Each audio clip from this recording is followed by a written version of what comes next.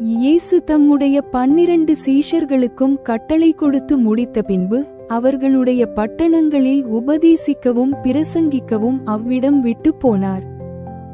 அத்தருணத்தில் காவலிலிருந்த யோவான் கிறிஸ்துவின் கிரியைகளை குறித்து கேள்விப்பட்டு தன் சீஷரில் 2 பேரை அழைத்து, வருகிறவர் நீர்தானா அல்லது வேறொருவர் வரக்காத்திருக்க வேண்டுமா என்று அவரிடத்தில் கேட்கும்படி அனுப்பினான்.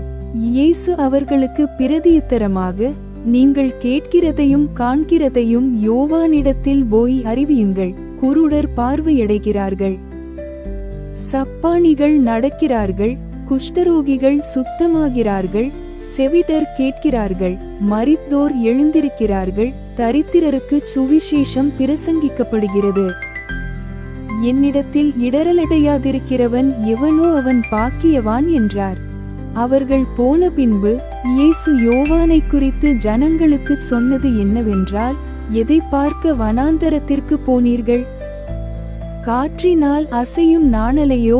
அல்லவென்றால் எதை பார்க்க போனீர்கள்?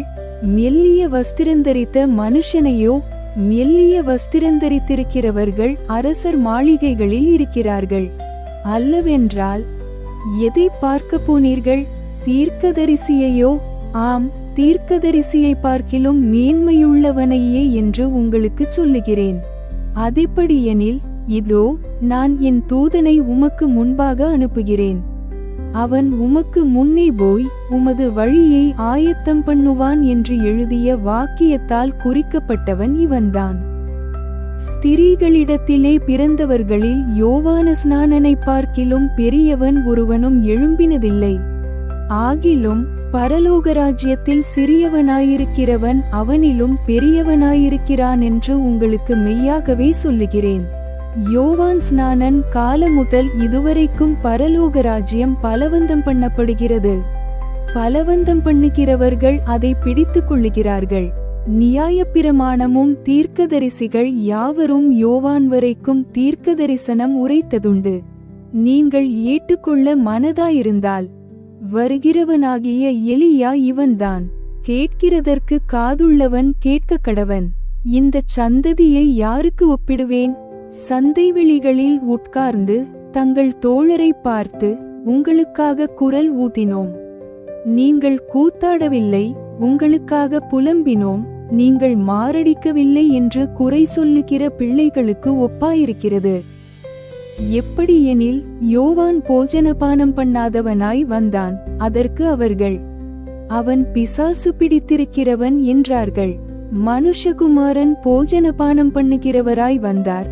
அதற்கு அவர்கள், இதோ போஜனப்பிரியனும் மதுபானப்பிரியனுமான மனுஷன், ஆயக்காரருக்கும் பாவிகளுக்கும் சிநேகிதன் என்கிறார்கள். ஆனாலும் ஞானமானது அதன் பிள்ளைகளால் நீதியுள்ளதென்று ஒப்புக்கொள்ளப்படும் என்றார். அப்பொழுது தமது பலத்த செய்கைகளில் அதிகமானவைகளை செய்ய கண்ட பட்டணங்கள் மனந்திரும்பாமற் போனபடியினால் அவைகளை அவர் கடிந்து கொள்ளத் தொடங்கினார். கோராசினே, உனக்கு ஐயோ! பெத்சாயிதாவே, உனக்கு ஐயோ! உங்களில் செய்யப்பட்ட பலத்த செய்கைகள் தீருவிலும் சீதோனிலும் செய்யப்பட்டிருந்ததானால் அப்பொழுதே இரட்டுடுத்திச் சாம்பலில் உட்கார்ந்து மனந்திரும்பியிருப்பார்கள். நியாயத்தீர்ப்பு நாளிலே உங்களுக்கு நேரிடுவதை பார்க்கிலும் தீருவுக்கும் சீதோனுக்கும் நேரிடுவது இலகுவாயிருக்கும் என்று உங்களுக்கு சொல்லுகிறேன். வானபரியந்தம் உயர்த்தப்பட்ட கப்பர்நகூமே, நீ பாதாளபரியந்தம் தாழ்த்தப்படுவாய். உன்னில் செய்யப்பட்ட பலத்த செய்கைகள் சோதோமிலே செய்யப்பட்டிருந்ததானால் அது இந்நாள் வரைக்கும் நிலைத்திருக்கும். நியாயத்தீர்ப்பு நாளிலே உனக்கு நேரிடுவதை பார்க்கிலும் சோதோம் நாட்டிற்கு நேரிடுவது இலகுவாயிருக்கும் என்று உங்களுக்கு சொல்லுகிறேன் என்றார். அந்த சமயத்திலே இயேசு சொன்னது, பிதாவே, வானத்துக்கும் பூமிக்கும் ஆண்டவரே, இவைகளை ஞானிகளுக்கும் கல்விமான்களுக்கும் மறைத்து பாலகருக்கு வெளிப்படுத்தினபடியால் உம்மை ஸ்தோத்திரிக்கிறேன். ஆம் பிதாவே, இப்படிச் செய்வது உம்முடைய திருவுளத்துக்கு பிரியமாயிருந்தது. சகலமும் என் பிதாவினால் எனக்கு ஒப்புக் கொடுக்கப்பட்டிருக்கிறது. பிதா தவிர வேறொருவனும் குமாரனை அறியான், குமாரனும் குமாரன் எவனுக்கு அவரை வெளிப்படுத்தச் சித்தமாயிருக்கிறாரோ அவனும் தவிர வேறொருவனும் பிதாவை அறியான்.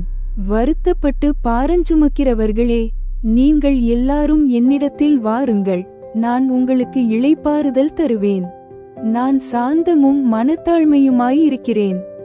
என் நுகத்தை உங்கள் மேல் ஏற்றுக்கொண்டு என்னிடத்தில் கற்றுக்கொள்ளுங்கள், அப்பொழுது உங்கள் ஆத்துமாக்களுக்கு இளைப்பாறுதல் கிடைக்கும். என் நுகம் மெதுவாயும் என் சுமை இலகுவாயும் இருக்கிறது என்றார்.